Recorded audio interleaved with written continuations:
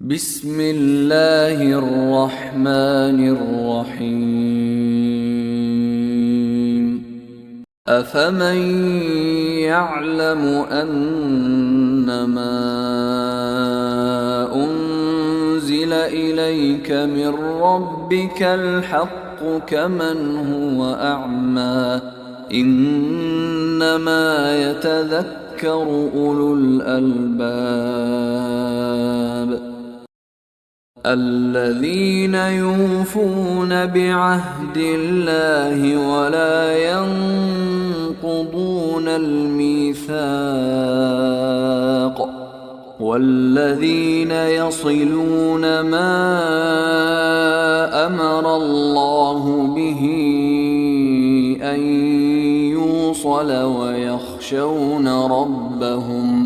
ويخشون ربهم ويخافون سوء الحساب والذين صبروا ابتغاء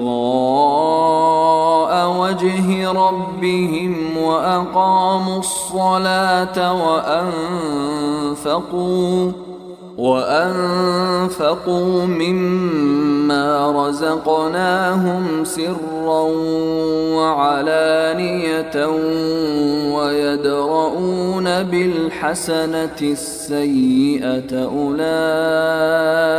لهم عقبى الدار جنات عدن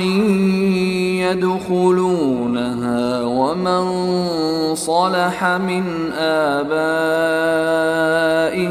وأزواجهم وذرياتهم والملائكة يدخلون عليهم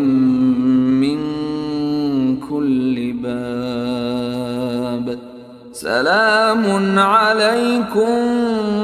بما صبرتم فنعم عقبى الدار